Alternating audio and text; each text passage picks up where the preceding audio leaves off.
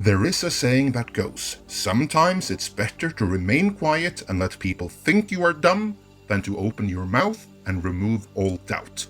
David Benioff and D.B. Weiss, formerly showrunners of Game of Thrones, must have forgotten that.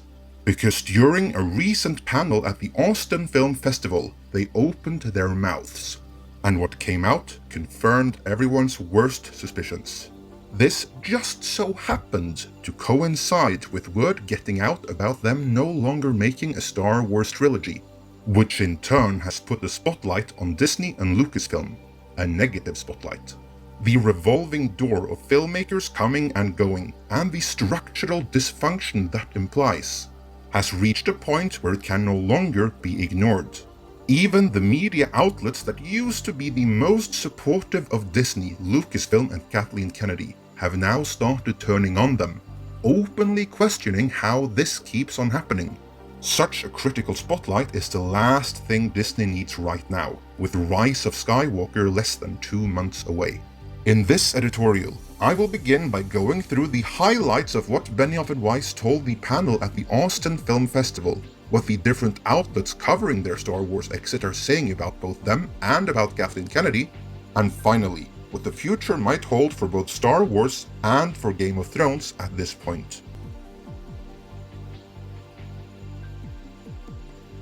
David Benioff and D.B. Weiss cancelled their scheduled appearance at Comic-Con this summer, probably because they understood they would be grilled with highly critical questions at best or booed out of the house at worst.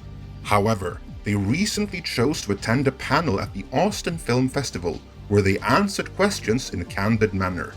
Given how many were so immensely disappointed by Season 8, it might have been advisable to record the entire seance and have the option of releasing the full video of it to the public, just to avoid anything being taken out of context, but they didn't.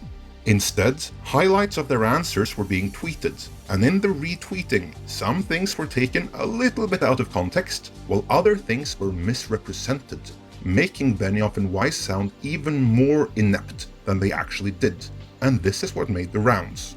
Personally, I think that is a bit unnecessary. Benioff and Weiss are perfectly capable of looking like fools on their own, without anyone misrepresenting them to further that impression. Because then the actual audio of the event, which was leaked later on, only serves to vindicate them of the worst of accusations, all while furthering the myth of toxic fans. Because even without any misrepresentation, it is clear that they didn't fully know what they were doing. They did not have the experience required for a project of this magnitude, and while there will always be some level of learning on the job, it perhaps shouldn't be quite as much as this, and on a project like this. The irony is that their strongest work was the earlier seasons, when they were at their most inexperienced, but had the advantage of relatively straightforward books to adapt. As time went on, they obviously acquired more experience, but they did not acquire any more understanding of the source material, what is thematically important, and what the themes even are. Fans can instantly see this is where they veered off course, and while their lack of ability to understand themes perhaps isn't quite as weak as it was originally reported, their dancing around these topics certainly doesn't leave the impression that subtext and themes are their strong suit, which is something you'd expect showrunners of something like Game of Thrones to be in full command of. Also, the initial reports that their writer's room was something of a safe space have been exaggerated. There were people there to bounce ideas off of, and to provide input. Sadly, these people evidently weren't the right people, because Season 8, in which I will argue that they did indeed undo everything good that came before, still happened. They remind me a bit of Forrest Gump, not fully aware of what's happening around them, but with a mix of the right connections, luck, and saying the right things at the right time, they somehow stumbled to the very top. Let's see how long they can remain there, and what crowd pleasers whatever they're cooking up for Netflix will end up becoming. About Netflix, I'm pretty sure they would have preferred if Benioff and Weiss had just kept quiet, as they are the ones stuck with them now that they're out of Star Wars. Because just as the initial reporting of this panel was making the rounds, the one that left the impression that these guys couldn't even be trusted to sit the right way on a toilet, news broke that they would no longer be doing their Star Wars trilogy.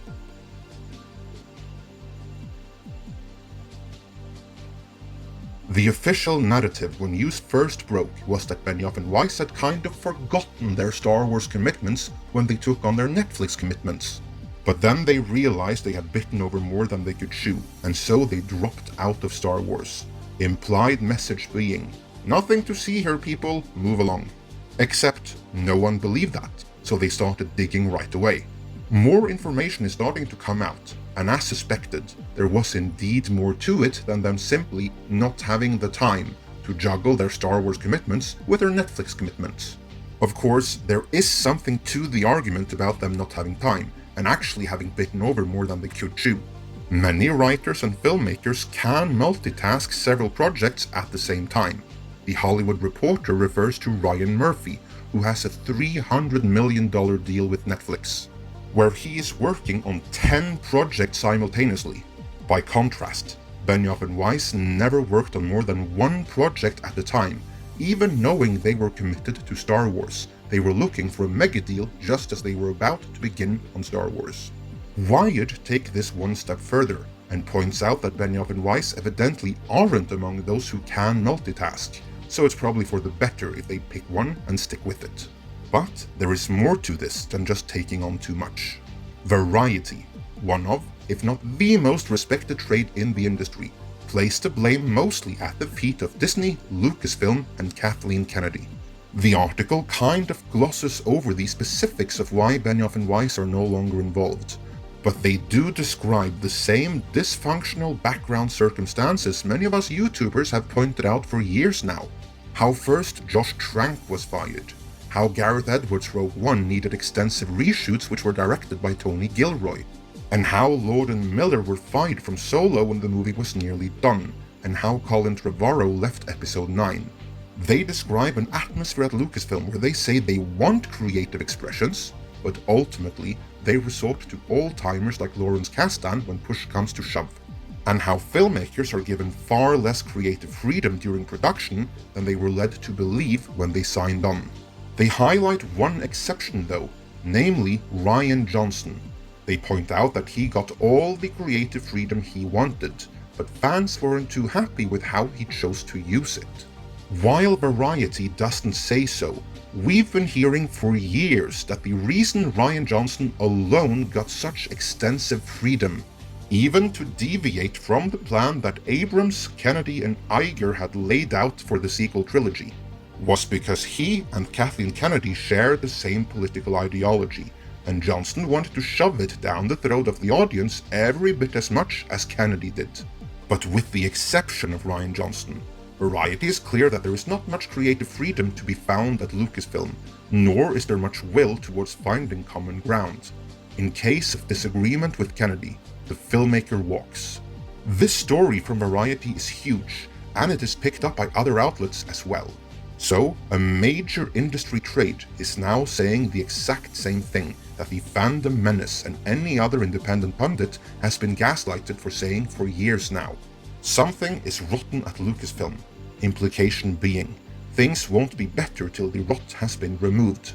What's significant about this is that it may herald much more critical coverage before and after the release of Rise of Skywalker.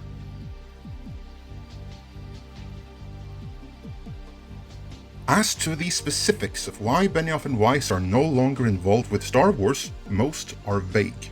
Most, with the exception of Complex.com. They ran an interesting story of, well, technically rumors, coming from a journalist working for a major trade. These were rumors this journalist revealed in a podcast for Patreons only, but the highlights of this made it from there to Reddit. The journalist subsequently made it clear that these rumors should not be spread further and certainly not credited to said journalist, as they did not meet the demands necessary to be published in the major outlet this journalist is working for. To me, that sounds a lot like this journalist heard some inside information of what had transpired. But the source wasn't willing to go on record, meaning the inside information can't be published by this major trade. I know how that goes. That's how the quote-unquote rumors we pass on to you every once in a while come to us. But I'm not working for a major trade, and someone who does can't be seen spreading rumors like we do on the side, so that's what the rollback is all about. Doesn't change the fact that the information itself may be dead on. To me, it certainly sounds extremely plausible.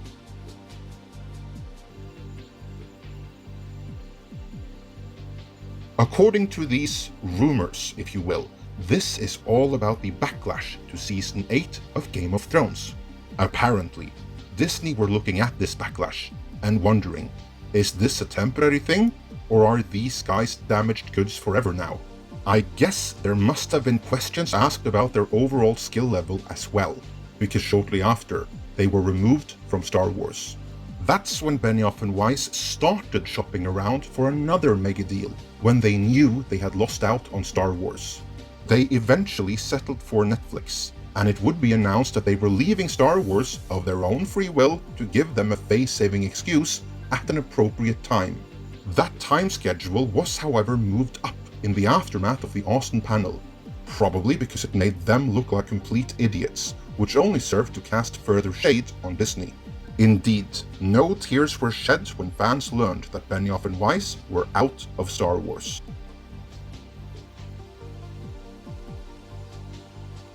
The Benioff and Weiss trilogy was supposed to have been about the formation of the Jedi, and that is probably still the plan, only with other filmmakers at the helm. Who is too soon to say. According to Variety, however, Lucasfilm may find it increasingly difficult to attract top talent, as the industry now has learned that taking on Star Wars is statistically more likely to end with an embarrassing dismissal than seeing a project through to release.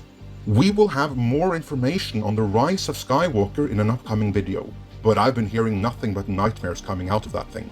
For Star Wars, your best bet is Disney Plus right now, as Dave Filoni, aka the one who probably should have taken over Lucasfilm in the first place, is involved with that. Shortly after cancelling the Blood Moon prequel series starring Naomi Watts, HBO ordered one season of the other in-development prequel, the Targaryen series, taking place 300 years before the main series by showrunner Ryan Condal and Martin himself. How audiences respond to that will determine if Game of Thrones has a future, or if Season 8 killed the entire Golden Goose. If anything, it is amazing that it lasted until Season 8. You see, I have some exclusive information about Benioff and Weiss and how their relationship with George R.R. Martin fell apart. What actually transpired is so much worse than anything they said in the Austin panel. It didn't really fit into this video, but I'll dedicate one to it tomorrow. Be sure to check back for that, and until then, let me know your thoughts on all of this in the comments.